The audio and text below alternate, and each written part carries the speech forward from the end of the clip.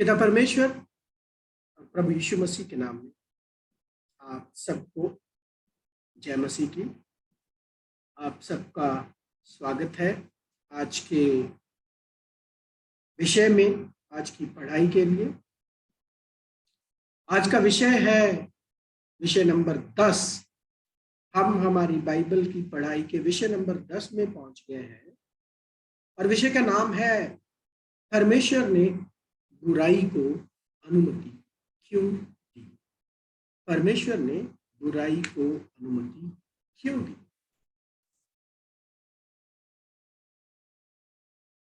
ये एक ऐसा विषय है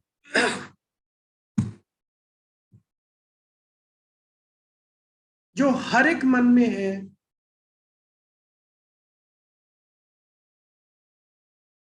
वो लोग जो परमेश्वर पर विश्वास रखते हैं, परमेश्वर से स्नेह रखते हैं, उनके मन में ये हमेशा विषय रहता है कि परमेश्वर चुप क्यों है। इतनी सारी बुराई चल रही है, अन्याय चल रहा है, धोखा चल रहा है, चोरी चल रही है, तो परमेश्वर क्यों नहीं कुछ कर रहे। ये प्रश्न आपके भी शायद मन में आ, और न खाली आपके और मेरे मन, बल्कि हर एक शख्स के मन में ये प्रश्न आता है कि क्या वाकई कोई परमेश्वर है। आप अगर न्यूज़पेपर खोलते हो, ट्रेजेडीज की आपको लाइन लगी हुई दिखेगी। यूक्रेन में क्या चल रहा है, कितने फ्रंट्स पे वॉर है, कहीं कुछ हो रहा है, कहीं कुछ हो रहा है। पॉलिटिशियंस कैसे लोगों के साथ खेल रहे हैं, किसी का दिन दिहाड़े कत्ल हो रहा है, पूरी की पूरी फैमिली एक्सीडेंट में खत्म हो रही है, भूखमरी से लोग मर रहे हैं, अलग अलग भयानक भयानक विचित्र विचित्र बीमारियों से लोग मर रहे हैं। लड़ाइयां, अन्याय, मर्डर, रेप और क्या क्या क्या क्या। क्यों क्यों ये परमेश्वर खत्म नहीं कर सकते या कर देते। क्यों ये चल रहा है। क्या परमेश्वर सक्षम नहीं है ये सब खत्म करने में। ऊपर से नेचुरल डिजास्टर्स, जंगलों में आग लग रही है, सुनामी जैसे बड़े बड़े ऐसे तूफान आते हैं जो शहर के शहरों को बर्बाद करके चले जाते हैं। क्यों।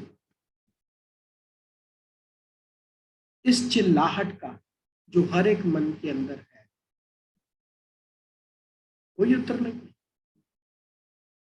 हम मसीह लोग जो ये क्लेम करते हैं कि हमारा परमेश्वर जीवित परमेश्वर है, हमारा परमेश्वर सर्वशक्तिमान परमेश्वर है, हम ये बोलते हैं। क्यों। क्योंकि वचन में लिखा है और हम वचन पे विश्वास करते हैं। तो अगर हम ये बोलते हैं तो क्या हमारे पास इस प्रश्न का उत्तर है कि अगर आपका परमेश्वर इतना सर्वशक्तिमान, इतना शक्तिशाली, जीवित परमेश्वर है, तो वो क्यों नहीं खत्म कर रहा ये सारी परिस्थितियों को। क्यों बच्चे अपंग पैदा होते हैं, क्यों अपाहिज लोग अपाहिज होते हैं, क्यों जिनको हम शक्य बोलते हैं या हिजड़े बोलते हैं, क्यों वो ऐसी परिस्थिति में आए। क्यों इतना अन्याय, क्यों धोखा, क्यों आज बुराई, जो बुरा करता है, जो गलत काम करता है, सफलता उसकी है। क्यों। क्या परमेश्वर को कुछ नहीं पड़ी है। क्या परमेश्वर को चिंता नहीं है। क्या परमेश्वर ये सारी मुश्किलात, सारी परिस्थितियों को बदल नहीं सकते हैं? क्यों परमेश्वर कुछ नहीं कर रहे? इस प्रश्न का उत्तर क्या है? और ये प्रश्न न खाली आपका, न खाली मेरा, बल्कि अरबों खरबों लोगों का है। बहुत लोगों ने इस प्रश्न का उत्तर ढूंढने की कोशिश की, संतुष्टिपूर्वक उत्तर नहीं मिला, और संतुष्टिपूर्वक उत्तर ना मिलने की वजह से इस निचोड़ पर पहुंचे कि परमेश्वर है ही नहीं। क्योंकि अगर परमेश्वर हो तो कैसे देख सकता है? तो वो इस निचोड़ पर पहुंच गए कि कोई परमेश्वर,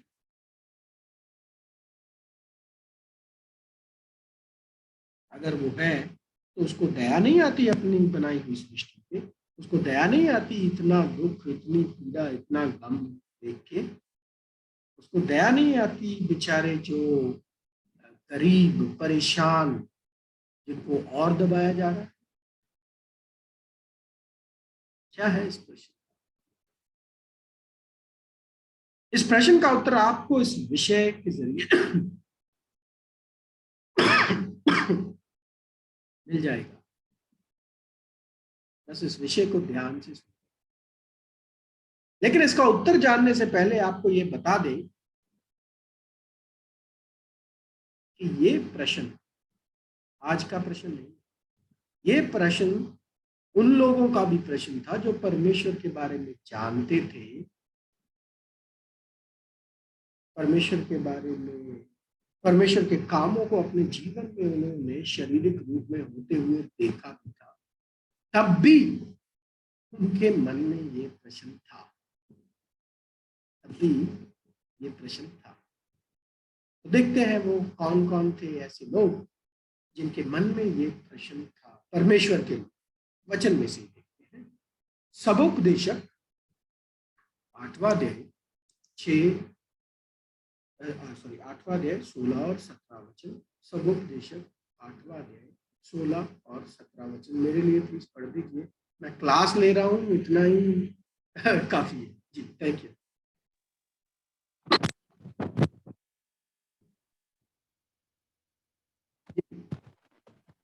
सर आपकी आवाज नहीं आ रही है।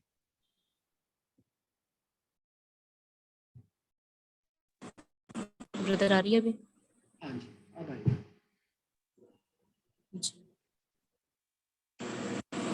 जब मैंने बुद्धि प्राप्त करने और सब काम देखने के लिए जो पृथ्वी पर किए जाते हैं अपना मन लगाया कि कैसे मनुष्य रात दिन जागते रहते हैं, तब मैंने परमेश्वर का सारा काम देखा जो सूर्य के नीचे किया जाता है। उसकी था मनुष्य नहीं पा सकता। चाहे मनुष्य उसकी खोज में कितना भी परिश्रम करे तो भी उसको ना जान पाएगा, और यद्यपि बुद्धिमान कहे भी कि मैं उसे समझूंगा तो भी वह उसे ना पा सकेगा। किसके शब्द हैं ये, जानता है कोई?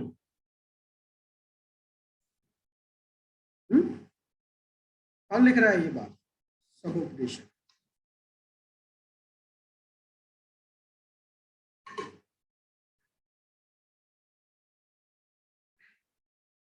ये बंदा वो है जो हिस्ट्री का मनुष्य में से पैदा होने वाला सबसे बुद्धिमान इंसान, प्रभु यीशु मसीह के बाद, प्रभु यीशु मसीह के बाद कौन? सुलेमान, राजा सुलेमान। क्योंकि परमेश्वर से उसने बुद्धि ही मांगी। तो सुलेमान ये निचोड़ पर पहुंचा, यद्यपि बुद्धिमान कहे भी कि वह सब कुछ समझता है तो भी समझ ना पाएगा। तो यही प्रश्न जो आज हम डिस्कस कर रहे हैं, इस सुलेमान के मन में था। वो क्या था? यही, तब मैंने परमेश्वर का सारा काम देखा जो सूर्य के नीचे किया जाता है।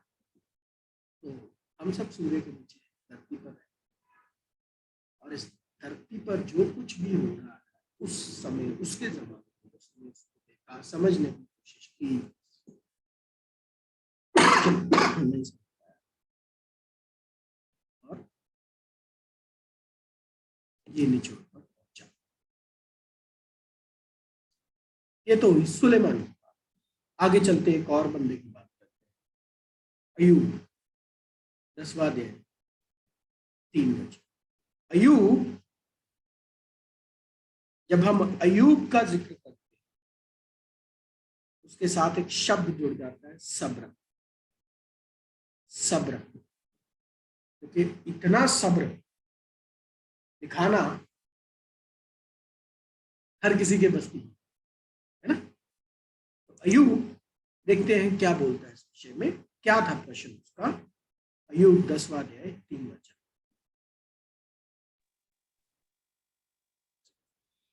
क्या तुझे अंधेर करना और दुष्टों की युक्ति को सफल करके अपने हाथों के बनाए हुए को निकम्मा जानना भला लगता है? तो परमेश्वर से प्रश्न करता है अयूब, क्या तुम्हें ये परिस्थिति डालकर दुष्टों को सफलता चखवाकर और अपने हाथों की बनाई हुई सृष्टि को इस तरह दुख सहते हुए देखकर अच्छा लगता है? अयूब ये प्रश्न परमेश्वर के सामने रख रहे हैं, पूछ रहे हैं। तो अयूब का भी वही प्रश्न है जो आज हम प्रश्न देख रहे हैं, क्यों आप कुछ नहीं कर रहे हो, क्यों आप बुराई को ऐसे अनुमति दे दिए हो परमेश्वर। फिर पढ़ते हैं एक और भविष्य वक्ता की उदाहरण। उसने क्या परमेश्वर से प्रश्न किया, हबक्कूक 1 अध्याय 2 वचन, हबक्कूक 1 और 2। हे यहोवा, मैं कब तक तेरी दुहाई देता रहूंगा और तू ना सुनेगा? मैं कब तक तेरे सम्मुख उपद्रव उपद्रव करके चिल्लाता रहूंगा, क्या तू उद्धार नहीं करेगा? तो क्यों परमेश्वर चुप हो? तुम्हारे सामने चिल्ला रहा हूं, रो रहा हूं,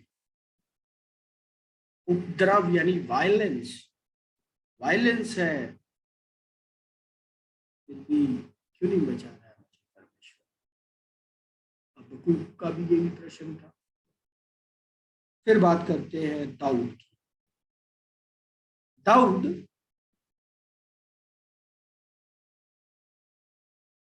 एक जगह लिखता है, कहा, भजन संगीता 121 का 3, भजन संगीता 121 का 3 पहले।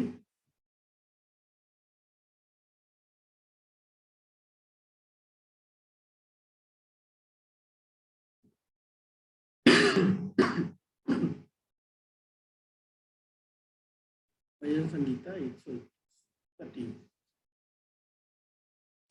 121 का 3, 121 121।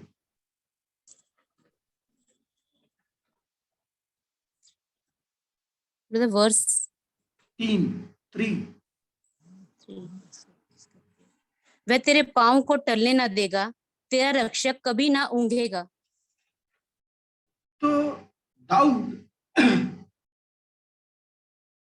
इधर बोलता है परमेश्वर के विषय में, परमेश्वर कभी ऊँगता नहीं, ऊँगेगा नहीं। और ये एक और वचन में भजन संगीता 44 का 23 वचन, उसमें बोलता है, हे प्रभु जाग, तो क्यों सोता है?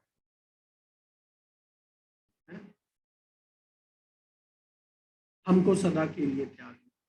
तो कंफ्यूज है बेचारा। एक तरफ बोलता है परमेश्वर ऊँगता नहीं है, सोता नहीं है, एक तरफ बोलता है परमेश्वर जाग, क्यों सोता है।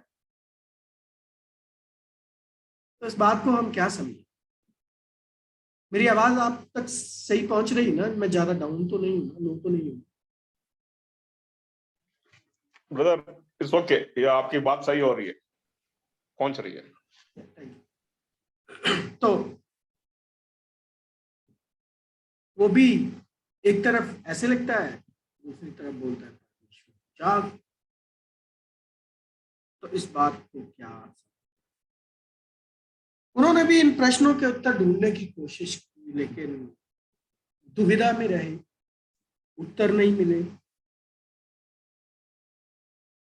और दुविधा में पड़ने का कारण इसलिए क्योंकि परमेश्वर के विषय में वो क्या जानते थे। पढ़ लेते हैं भजन संगीता 5वां अध्याय 4 और 5 वचन। भजन संगीता 5 और 4।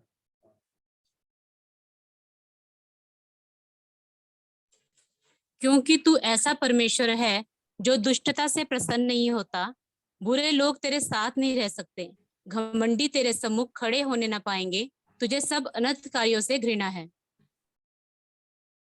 तो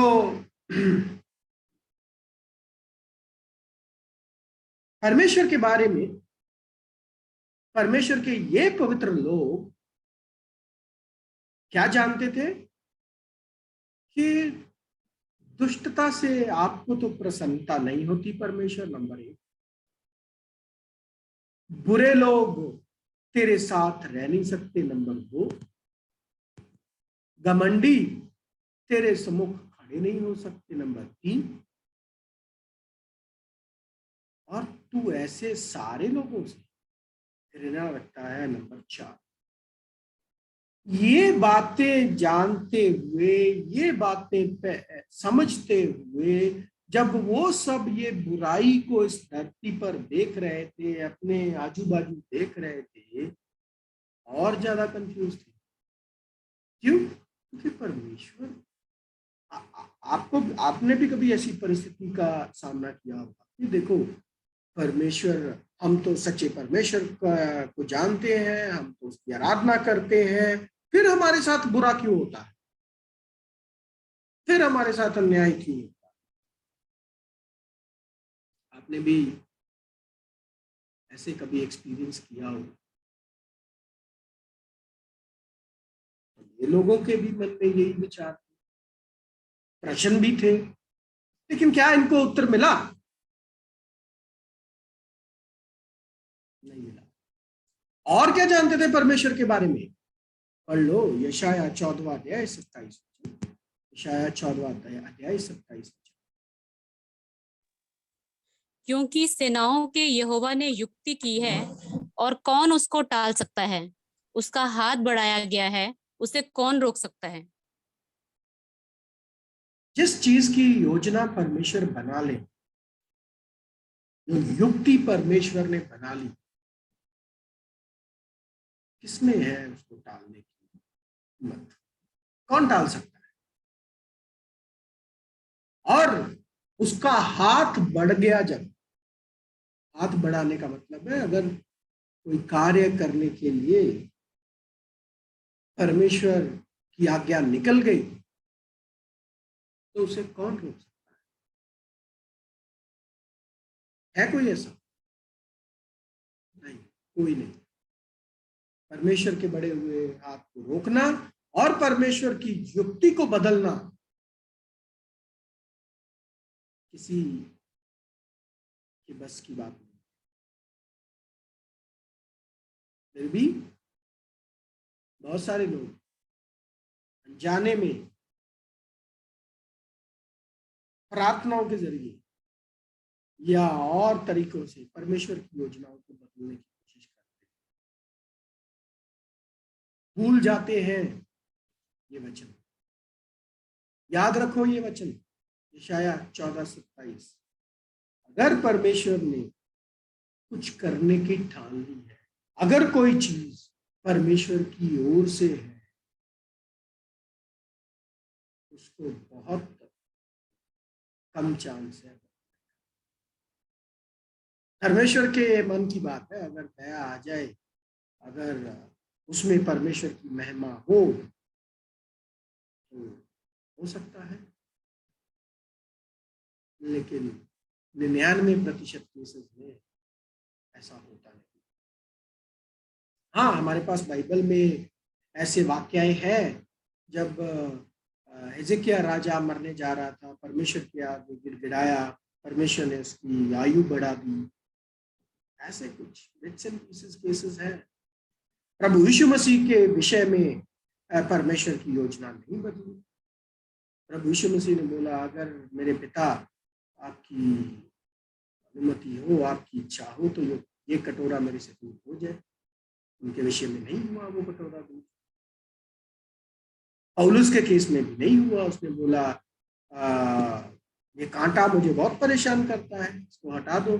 3 बार प्रार्थना की, परमेश्वर ने बोला मेरा अनुग्रह तेरे लिए काफी। तो ये परमेश्वर डिसाइड करेंगे उनकी युक्ति के अनुसार, उनकी योजना के अनुसार, उनकी महिमा के, उनकी इच्छा के अनुसार। तो प्यारे भाई और बहनों, परमेश्वर के इन पवित्र लोगों ने, भविष्य वक्ताओं ने इस प्रश्न का उत्तर ढूंढने की कोशिश की, लेकिन मिली हाथ लगी असफलता। आप सबने मदर टेरेसा का नाम सुना। मदर टेरेसा ने कितना सारा सोशल काम किया। 2007 में मदर टेरेसा ने जो लोगों के बीच में जिन्होंने काम किया, उनका दुख, पीड़ा, गम देखकर मदर टेरेसा के मन में परमेश्वर के ऊपर क्वेश्चंस खड़े हो गए, डाउट आ गया था कि क्या वाकई परमेश्वर है। उनको भी, चाहे उन्होंने अपने आप को रिप्रेजेंट किया एज ए क्रिश्चियन, चाहे इतना सारा सोशल काम किया कि उसको मैच करना बड़ा मुश्किल है, लेकिन उनको भी इस प्रश्न का उत्तर नहीं मिला कि परमेश्वर ने मनुष्य जाति को ऐसी परिस्थिति में क्यों रखा और क्यों नहीं परमेश्वर कुछ कर रहे।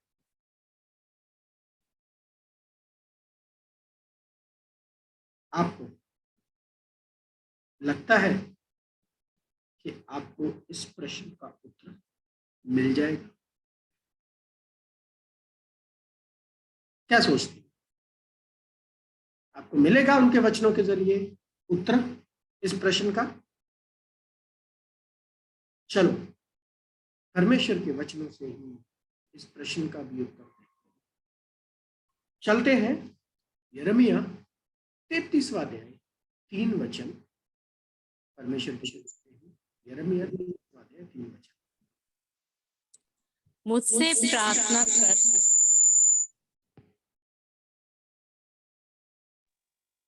मुझसे प्रार्थना कर और मैं तेरी सुनकर तुझे बड़ी बड़ी और कठिन बातें बताऊंगा जिन्हें तू अभी नहीं समझता। परमेश्वर बोलते हैं मुझसे प्रार्थना कर और मैं तेरी सुनकर तुझे बड़ी बड़ी और कठिन बातें बताऊंगा जिन्हें तू नहीं समझता। परमेश्वर के अनुग्रह से आज हम उन समयों में रह रहे हैं, उन अंतिम समयों में रह रहे हैं जिनमें हमें वो बातें परमेश्वर के अनुग्रह से प्रकट की जा रही हैं जो सनातन से गुप्त रखी गई। वो बातें या वो प्रश्न जिनके उत्तर ढूंढते ढूंढते पवित्र लोग मर गए, परमेश्वर के अनुग्रह से, परमेश्वर के पवित्र आत्मा से आज उन प्रश्नों के उत्तर मिलने शुरू हो गए, क्योंकि हम अंतिम समय में रह रहे हैं। देखिए, सोचिए, इस सृष्टि की रचना करने वाला सर्वशक्तिमान पिता परमेश्वर हम सबको न्योता दे रहे हैं बोलो आओ मेरे पास प्रार्थना करो, सच्चे मन से करोगे, वो बातें बताऊंगा जो तू समझता नहीं, जो तू जानता नहीं।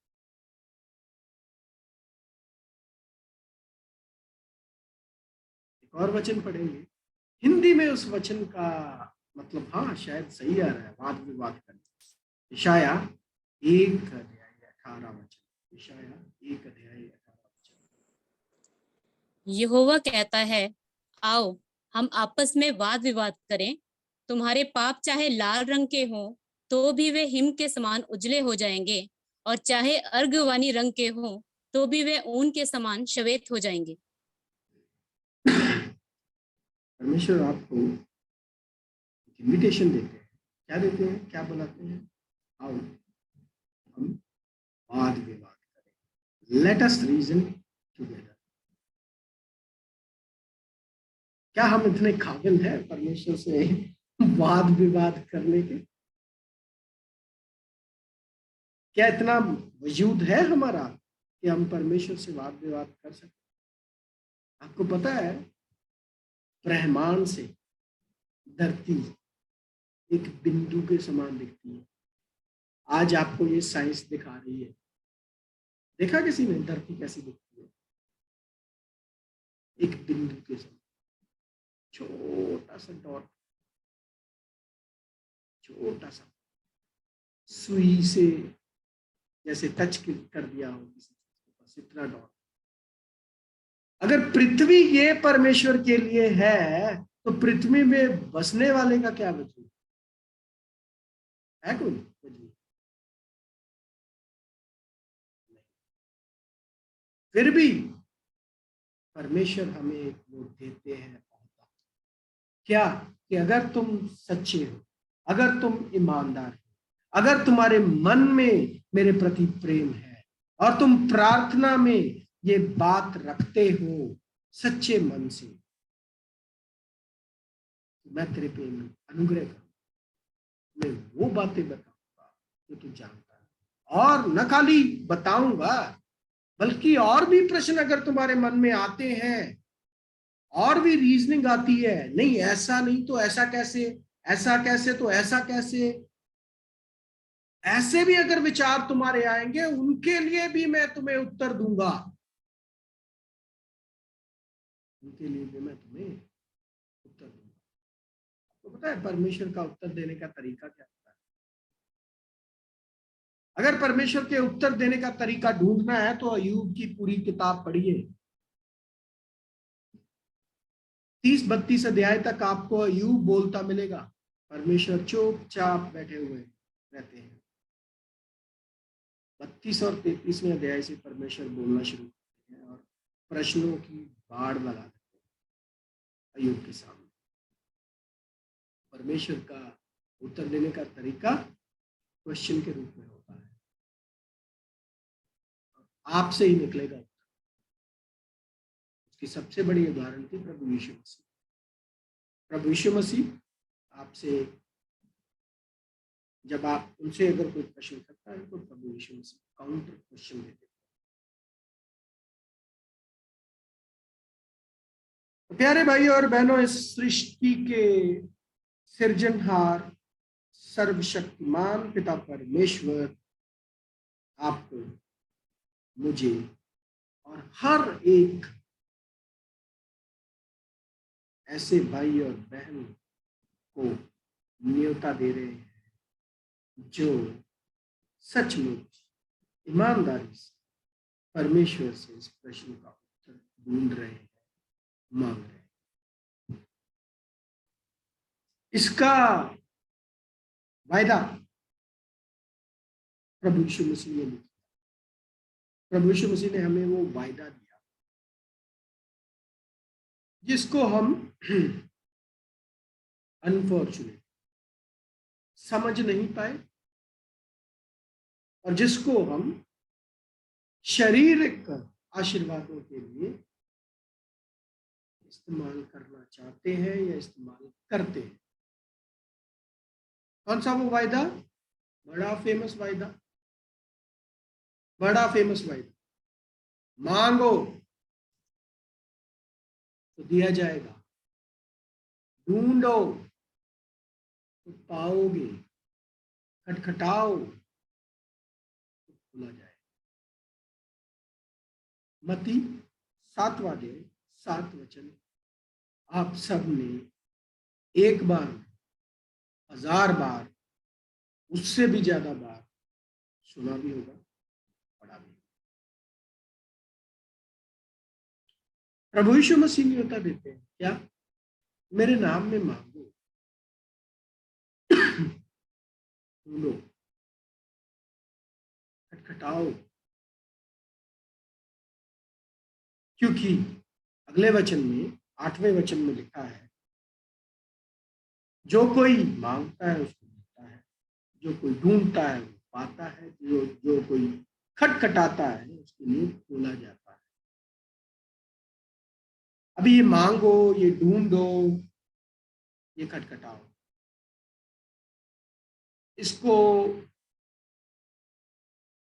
मॉडर्न क्रिश्चियनिटी ने मटीरियलिस्टिक चीजों के लिए दिया गया एक वायदा मान किया है। क्या मांग रहे हैं आज मसीह लोग? बीमारी चंगी हो जाए, नौकरी मिल जाए, बीवी मिल जाए या पति मिल जाए, मेरा ये काम हो जाए, मेरा वो काम हो जाए, मेरा ऐसा हो जाए, मेरा वैसा हो जाए। तो हर एक मसीही एक लंबी सारी लिस्ट लेके बैठा हुआ। एक लिस्ट का एक एक विश पूरी, दूसरी दूसरी विश पूरी, तीसरी, चौथी, पांचवी, कोई एंड नहीं है। लेकिन भूल, हम सिर्फ इतना याद रखते हैं मांगना है, बाकी का सब हिस्सा भूल जाते हैं, बस मांगने पे ही फोकस करते हैं। आगे ढूंढो भी लिखा हुआ, खटखटाओ भी लिखा हुआ। तो खटखटाओ का मतलब क्या है? बीवी ढूंढनी है अच्छी, तो दरवाजा हर जगह अपने शहर में जाओगे, खटखटाओगे जाके, बीवी ढूंढ रहा हूँ मैं, बीवी ढूंढ रहा हूँ। या नौकरी ढूंढ रहे हो तो क्या आप सारे एक एक, एक जगह से ऑफिस शुरू हो जाओगे, बोलोगे मैं ढूंढ रहा हूँ, ढूंढ रहा हूँ, ढूंढ रहा हूँ, ढूंढ रहा हूँ, नौकरी ढूंढ रहा हूँ। मुझे ये नौकरी करनी है, तो ये मुझे। अनफॉर्चुनेटली प्यारे भाई और बहनों, ये शारीरिक वायदा नहीं है, ये आत्मिक वायदा था। ये शारीरिक चीजों के लिए इस्तेमाल करने के लिए वायदा नहीं था, क्योंकि शारीरिक चीजों के विषय में, हमारी जरूरत की जो चीजें हैं उनके विषय में परमेश्वर, प्रभु यीशु मसीह क्या बोलते हैं? मत्ती 6 अध्याय 8वें वचन में पढ़ लिखे हैं। मत्ती 6 अध्याय 8वें वचन में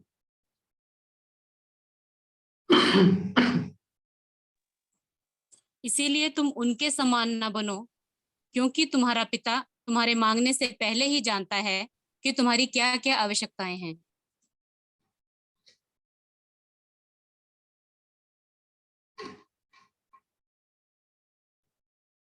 तुम्हारा पिता तुम्हारे मांगने से पहले ही जानता है तुम्हारी क्या क्या जरूरतें हैं। परमेश्वर भली भांति जानते हैं। अगर आप नहीं भी मांगोगे तब भी आपको मिल रही है। रोटी नहीं भी मांगोगे ना तो आपको मिलेगी, मिल रही, परमेश्वर दे रहे हैं। जो नहीं मांगते क्या उनको नहीं मिलती? पक्षी, पक्षियों के लिए भी परमेश्वर।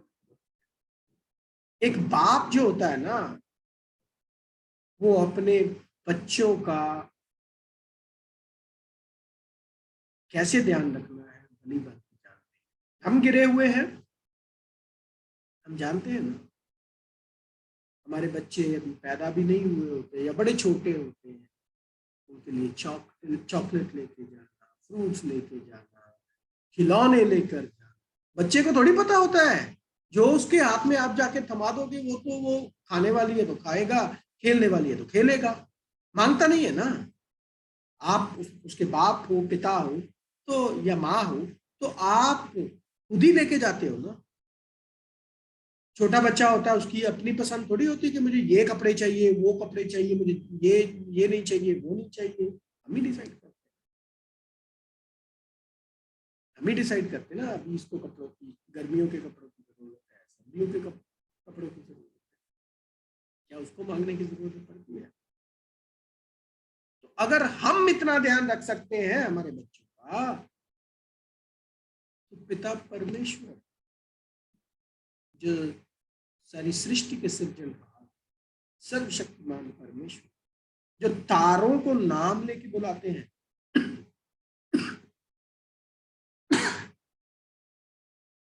क्या वो हमारा ध्यान नहीं रख सकते कि अच्छा अब इसको शादी की जरूरत है, इसको नौकरी भी चाहिए, इसको घर की भी जरूरत है, तो क्या हमें इन चीजों को मांगने की जरूरत है? तो इस वायदे को ही गलत समझ लिया हम सब ने। प्रभु के कहने का मतलब क्या था? ये आत्मिक वायदा था। क्या मांगना है? पहले प्रार्थना में। क्या प्रार्थना में मांगना है? जो पढ़ा यिर्मयाह 33वां अध्याय 3 वचन में। क्या मांगना है प्रार्थना? ये मांगना है, परमेश्वर आपके वचन मैंने पढ़े, मेरे मन में बहुत सारे प्रश्न हैं, आपका ये वचन मैंने पढ़ा, मुझे समझ नहीं आ रहा है परमेश्वर। तो आपने परमेश्वर के आगे विनती की, एक इच्छा जाहिर की कि मैं आपके वचन के बारे में जानना चाहता हूं। बस आपने प्रार्थना की, काम खत्म? ऐसा नहीं, आगे भी 2 स्टेप्स हैं। ऐसे नहीं कि आप महीने भर वो बात बार बार परमेश्वर के आगे प्रार्थना करते जा रहे हो, वह आप अंत में हार के बोलोगे अच्छा यार समझ नहीं आ रहा है, परमेश्वर प्रार्थना सुन नहीं रहे। नहीं, पर प्रभु ने आपको आगे भी कुछ बोला है। क्या बोला है? ढूंढो। कहाँ ढूंढो? ये फोटो देखो, कहाँ ढूंढना है? परमेश्वर के वचन में ढूंढना। उस विषय के बारे में, उस वचन के बारे में, वो क्या बात हो रही है उसके बारे में ढूंढो परमेश्वर के वचन में से। और ढूंढने से भी अगर नहीं मिल रहा, 3rd स्टेप पे जाना, खटखटाओ। खटखटाने का मतलब क्या है? खटखटाने का मतलब है अगर आपके जान पहचान में, आपकी नजर में कोई ऐसा भाई हो, बहन हो, जो आपको उस वचन में, उस बात में आत्मिक रीति से आपकी मदद कर सके, उसके पास जाओ, उसको बोलो मेरी है, मैं ये वचन पर इतने देर से मनन कर रहा हूँ, मैंने इधर इधर ढूंढने की कोशिश भी की, मुझे ये मिला, आप इसके बारे में कोई रोशनी दे सकते हो?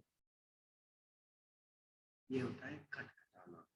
अगर आप ये 3 चीजें करते हो तो प्रभु यीशु मसीह का आपको वायदा है 8वें वचन में। पढ़ लीजिए मत्ती 7वां अध्याय 8 वचन, मत्ती 7वां अध्याय 8 वचन।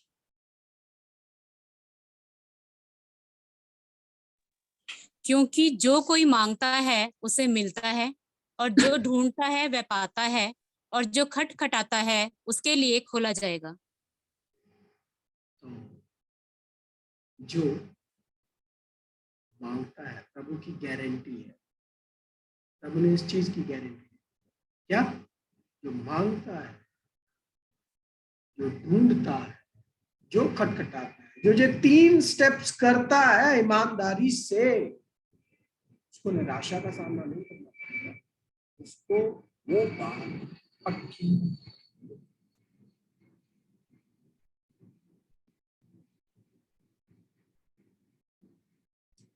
तो प्यारे भाई और बहन, ये बातें देखने के बाद हम वापस हमारे प्रश्न की तरफ, वही प्रश्न खड़ा है, परमेश्वर ने बुराई को अनुमति क्यों दी?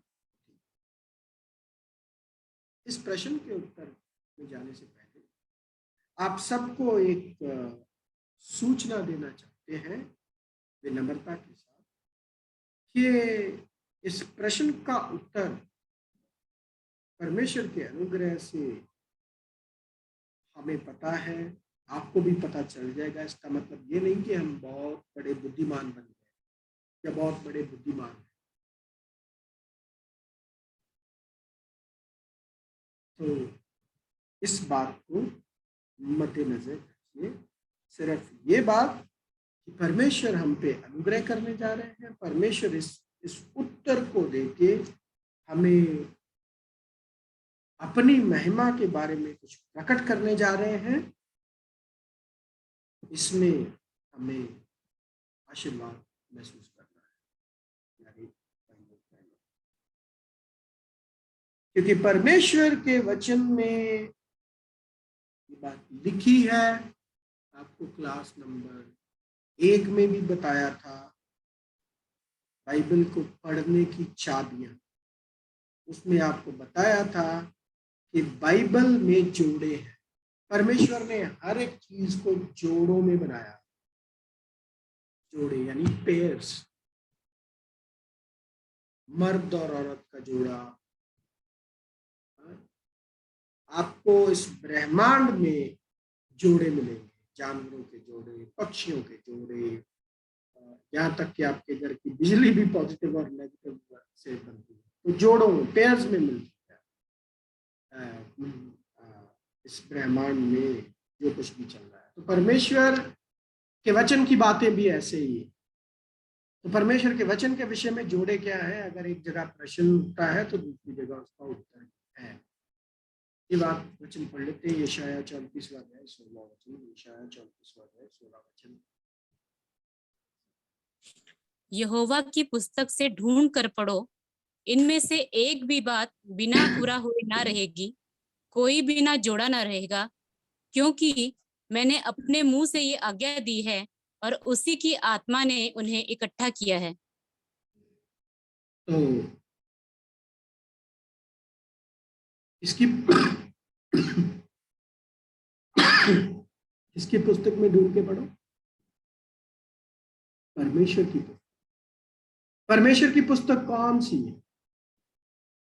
बाइबल है प्यारे भाइयों और बहनों, परमेश्वर की।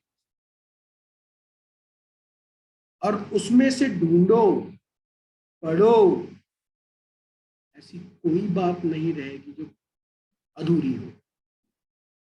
और क्या लिखा? कोई बिना जोड़ा ना रहेगा। मतलब प्रश्न है तो उत्तर भी परमेश्वर के वचन में ही है।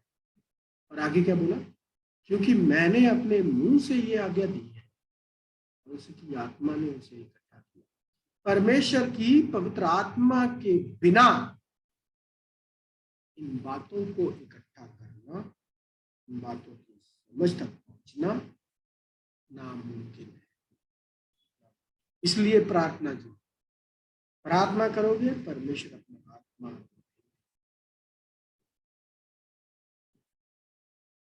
तो परमेश्वर इस बात की गारंटी देते हैं वो जो ढूंढ के पढ़ते हैं इधर परमेश्वर की किताब में से, परमेश्वर की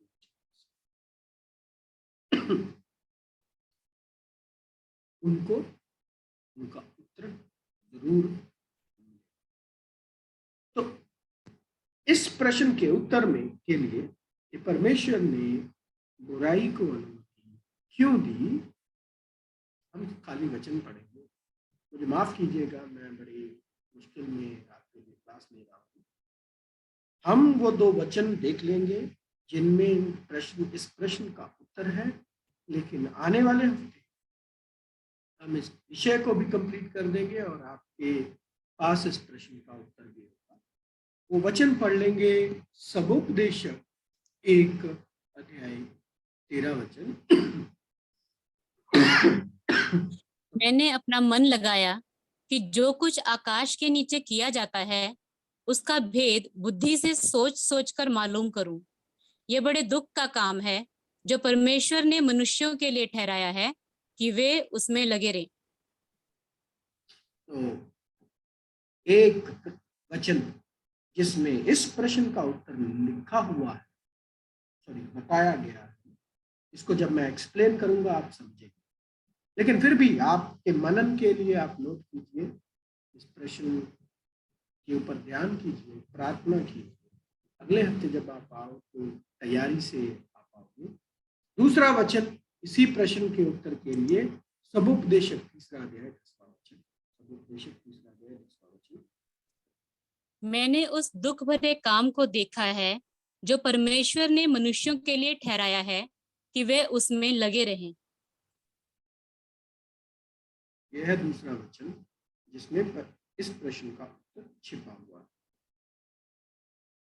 प्यारे भाइयों और बहनों, जो आज हमने मनन किया उस पर ध्यान कीजिए। इस प्रश्न के उत्तर के लिए वापस दोबारा अगले बुधवार को जुड़ेंगे और इस विषय को कंप्लीट करके पूरी समझ के साथ समझ लेंगे कि परमेश्वर ने बुराई को क्यों दी। तब तक परमेश्वर आप सबकी अगुवाई करें और वो वायदा दोबारा से आपके लिए मांगो तो मिलेगा, ढूंढोगे तो पाओगे, खटखटाओ तो खुला जाएगा। उसको याद रखना। परमेश्वर भी आप सबको आशीष दे।